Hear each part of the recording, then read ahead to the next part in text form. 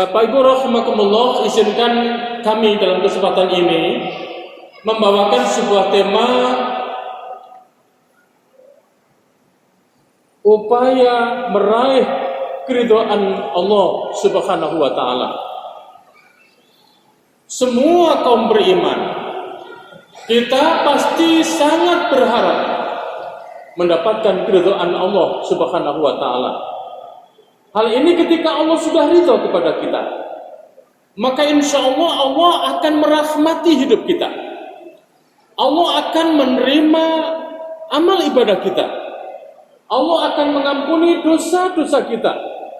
Dan puncaknya, insya Allah Allah akan menyelamatkan kita dari azabnya, dan kemudian Allah akan masukkan kita ke dalam surga yang penuh dengan kenikmatan. Bahkan Bapak Ibu, keridhaan Allah itu lebih tinggi dibandingkan dengan surga yang penuh dengan kenikmatan itu sendiri. Dalam sebuah hadis qudsi direkam oleh Imam Bukhari dan juga Imam Muslim, di mana Nabi bersabda, "Innallaha azza wa jalla yaqulu li ahlil jannati." Besok pada hari kiamat Allah akan bertanya kepada para penghuni surga, "Wahai penghuni surga, ya ahlal jannati, wahai penghuni surga, fayaquluna labbaika rabbana wa sa'daik wal khairu fi yadaik." Mereka akan menjawab, "Kami sambut panggilan-Mu ya Allah, semua kebajikan ada di hadapan-Mu." Fayaqulu hal raditum. Allah bertanya, apakah kalian sudah ridha dengan kenikmatan surga ini? Fayaquluna wa ma lana la narda ya rabbi wa qad a'taytana ma lam tu'ti ahadan min khalqika. Mereka menjawab, "Ya Rabb, bagaimana kami tidak ridha, padahal Engkau sungguh telah memberikan kepada kenikmatan yang belum pernah Kau berikan kepada orang-orang selainku dari makhluk-Mu." Wa yaqulu ala utikum afdala min dzalik. Allah berfirman, "Maukah kalian Aku berikan kenikmatan yang lebih utama daripada itu?" Wa yaquluna ya Rabbi wa ayyu syai'in afdala min dzalik. Mereka menjawab, "Ya Rabb, apakah ada kenikmatan atau kenikmatan mana saja yang masih ada yang lebih utama daripada nikmat surga ini?" Fayaqulu, Allah menjawab, "Ukhillu alaikum ridwani fala askhatu alaikum ba'dahu abada." Hari ini aku akan halalkan kepadamu keridhaanku, dan setelah itu aku tidak akan murka kepadamu untuk selama-lamanya. Namun Bapak Ibu, keridhaan Allah itu tidak semata-mata kita mohon dengan doa, tetapi harus kita raih dan kita gapai dengan melakukan berbagai macam usaha. Apa saja usaha-usaha itu? Yang pertama, iman yang benar kepada Allah dan melakukan amal solih. Hampir setiap khotib Bapak Ibu telah menjelaskan kepada kita bahwa iman yang benar itu at-tasdiqu bil qalbi wal iqraru bil lisan wal amalu bil jawarih. Mengakui semua kebenaran Allah di dalam hati, dibuktikan dengan ucapan lisan, dan dipraktekkan dengan amal kehidupan nyata. Dari definisi itu Bapak Ibu, rasanya mustahil seorang mengaku muslim, tapi di saat yang sama memiliki kepribadian yang terbelah, di mana satu sisi mengaku muslim, sisi yang lain perilaku kehidupannya tidak sesuai dengan nilai-nilai agama yang dianutnya itu sendiri. Kemudian wa amilus sholihat, beramal solih. Apa amal solih itu? Sebagian ahli tafsir menjelaskan Yutlaqul amalus sholihu al-amal mardiyu indallahi ta'ala. Amal yang soleh itu secara umum dimaknai sebagai amal perbuatan yang diridhoi oleh Allah Subhanahu wa taala. Wa huwa jami'un syai'aini. Syaratnya ada dua hal. Al-awwalu, yang pertama, ayyakuna wafqan lisyari'atil islamiyah. Perbuatan itu harus sesuai dengan syariat agama Allah. Asani, yang kedua, ayyakuna maqsudu bihi mardhatallahi wa ta'atahu. Syarat yang kedua, perbuatan yang dilakukan itu dengan maksud dan tujuan mencari ridha Allah dan dalam rangka mentaati Allah Subhanahu wa taala. Apabila dua syarat ini tidak ada, atau salah satu dari keduanya tidak ada, maka tidak bisa disebut sebagai amal solih. Bapak Ibu rahimakumullah, ketika kita memiliki iman yang benar, kemudian kita buktikan dengan amal solih. Amal solih tidak semata-mata amal individual, kesalehan individual, mengutamakan puasa, sholat, umroh, haji, zikir, baca Quran dan lain-lain. Tetapi hablum minallah harus disambung dengan hablum minan nas. Kesalehan individual dilengkapi dengan kesalehan sosial, yakni dalam hidup ini bagaimana kita memberikan manfaat terbanyak kepada sesama manusia. Karena Nabi pernah memberikan tolak ukur. Manusia terbaik, kata Nabi, khairun nas anfa'uhum linnas. Manusia terbaik itu adalah mereka yang paling bermanfaat bagi sesama manusia. Kalau kita punya iman yang benar, kita buktikan dengan amal solih, maka pada akhirnya Allah akan melimpahkan keridhaannya kepada kita. Allah sebutkan di dalam surat Al-Bayyinah ayat 7-8. Sesungguhnya orang-orang yang beriman dan mengerjakan amal solih, mereka itu adalah sebaik-baik makhluk. Balasan mereka di sisi Tuhan mereka ialah surga Aden yang mengalir di bawahnya sungai-sungai. Mereka kekal di dalamnya selama-lamanya. Allah ridho terhadap mereka dan mereka pun ridho kepadanya.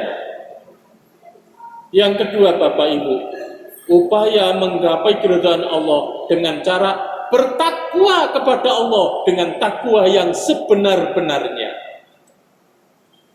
Hampir setiap khotib berpesan ketika dia berkhutbah, ya ayyuhalladzina amanu ittaqullaha haqqa tuqatih wa la tamutunna illa wa antum muslimun. Hai orang-orang yang beriman, bertakwalah kepada Allah dengan takwa yang sebenar-benarnya, dan jangan kalian mati kecuali mati dalam keadaan berserah diri kepada Allah. Bapak Ibu, apa yang dimaksud dengan takwa itu?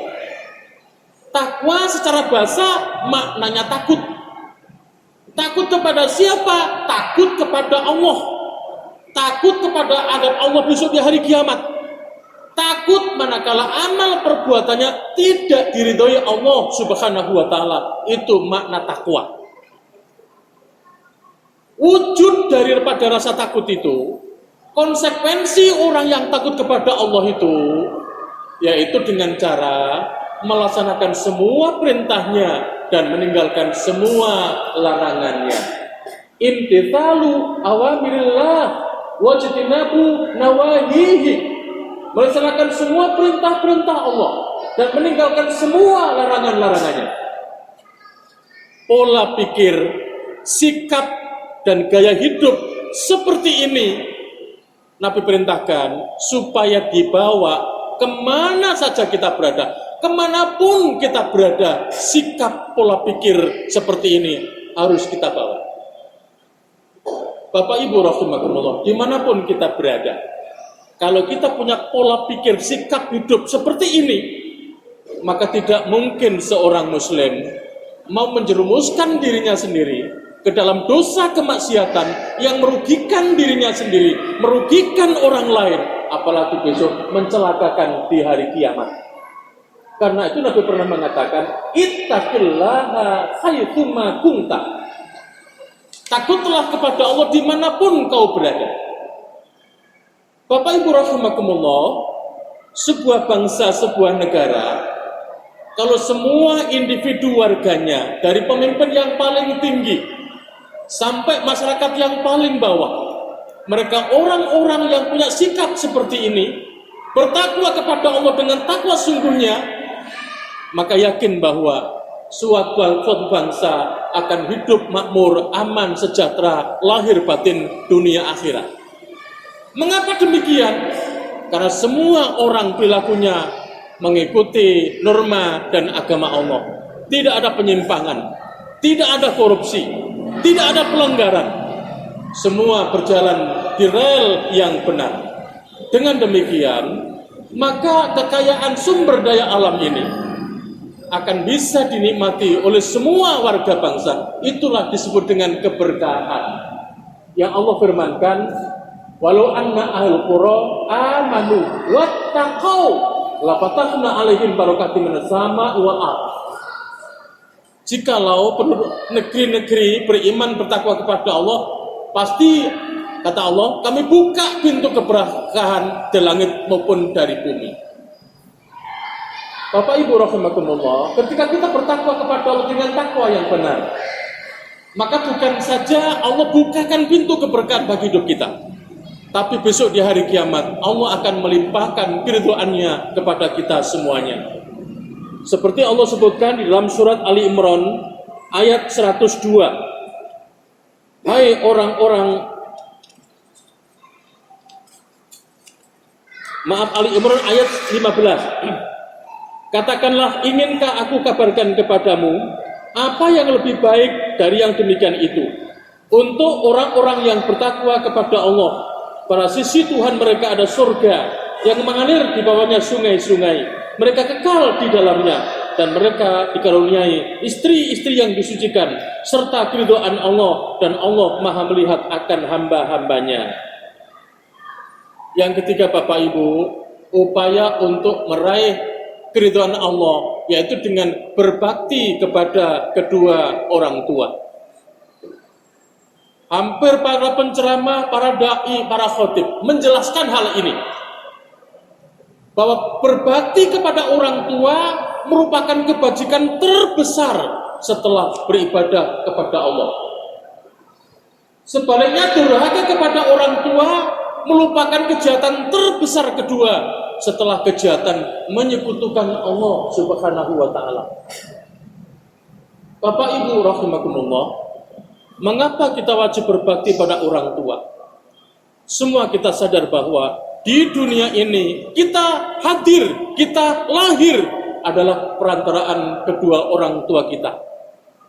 Kedua orang tua kita merawat sejak kita dalam kandungan. Ibu-ibu mengandung dengan susah payah, melahirkan kita dengan taruhan nyawa. Setelah itu dirawatnya dari kecil sampai dewasa, dididik sampai kemudian dinikahkan. Bapak Ibu rahimakumullah, kita menjadi berhasil ini adalah karena peran besar kedua orang tua kita. Logikanya Bapak Ibu, logikanya kalau kepada orang yang melahirkan kita sendiri tidak bisa berbuat baik, bagaimana mungkin kita bisa berbuat baik kepada orang lain? Bapak Ibu rahimakumullah, durhaka kepada orang tua sangat dibenci oleh Allah. Karena itu wajar bila Allah mengaitkan murkanya Allah tergantung murka kedua orang tua, ridhonya Allah tergantung ridho kedua orang tua. Dalam sebuah hadis direkam oleh Imam Tirmidzi, Imam Hakim dan Ibnu Hibban dengan sanad yang sahih, Nabi mengatakan, ridho Rabbi fi ridhol walid, wa sakhot Rabbi fi sakhotil walid. Ridhonya Allah bergantung pada ridho orang tua, murkanya Allah tergantung pada murka orang tua kita.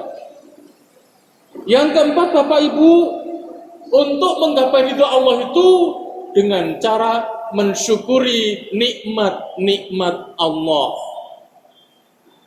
Bapak Ibu, kita masih ingat beberapa bulan yang lalu ketika corona sampai pada puncaknya, ratusan ribu warga bangsa kita mengidap corona, ribuan yang mati karena corona, banyak sekali masuk rumah sakit sampai rumah sakit penuh, tempat tidur tidak muat. Di saat puncak-puncaknya itu ada salah satu sarana kesehatan yang paling dibutuhkan. Orang yang kena corona dalam keadaan kritis tanpa alat itu, maka tinggal nunggu kematian. Apa itu? Oksigen. Bapak Ibu masih ingat ketika corona pada puncaknya, oksigen satu botol, satu tabung, sampai harganya naik menjadi 4 juta. Satu orang sehari menghabiskan 3 botol. Berarti satu orang untuk bisa hidup menghirup oksigen membutuhkan 14 juta sehari. Bagaimana kalau seminggu? Berarti 14 juta kalikan 7 kali. Bagaimana lebih daripada itu? Tinggal mengalihkan saja. Bapak Ibu, mari kita kalkulasi, mari kita berpikir, berapa banyak oksigen yang telah kita hirup, mulai dari kecil sampai dewasa seperti ini. Dan berapa banyak harga kalau diuangkan. Sungguh luar biasa, nikmat Allah tak terhingga. Padahal Bapak Ibu, oksigen dan semua nikmat Allah yang kita nikmati ini tersedia dengan lengkap, walaupun tanpa meminta sudah disediakan oleh Allah. Karena itu Bapak Ibu, di hadapan Allah yang maha kaya sebagai makhluk yang dhaif ini, apakah kita masih tidak mau mensyukuri nikmat-nikmat Allah? Itulah makanya Allah mengingatkan kepada kita, la in syakartum lazidannakum wa la in kafartum inna adzabi lasyadid. Kalau engkau mensyukuri nikmatku, nikmat itu akan aku tambah kepadamu. Tapi bila kau tidak mensyukuri nikmatku, maka azabku sangat pedih. Mensyukuri nikmat Allah, bukan hanya nikmatnya ditambah oleh Allah, tetapi lebih jauh daripada itu, Allah akan melimpahkan keridhaannya kepada kita. Di dalam Al-Quran surat Zumar ayat 7, Allah berfirman, "In takfuru fa innallaha ghaniyyun ankum wa la yardha li ibadihil kufr wa in tashkuru yardahu lakum." Jika kamu kafir, maka sungguhnya Allah tidak memerlukan imanmu, dan Dia tidak meridhoi kekafiran bagi hambanya. Dan jika kamu bersyukur, niscaya Dia meridhoi bagimu kesyukuranmu itu. Yang kelima, yang terakhir Bapak Ibu, upaya untuk meraih ridha Allah dengan cara berbuat jujur dimanapun kita berada. Allah berfirman kepada kita, ya ayyuhalladzina amanu ittaqullaha wa kunu ma'as shadiqin. Hai orang yang beriman, bertakwalah kepada Allah dan hendaklah kalian bergaul bersama orang-orang yang jujur. Jujur penting bagi kehidupan kita. Begitu pentingnya dalam Quran sampai Allah mengulang kata-kata as-sidqu, jujur, sebanyak 155 kali.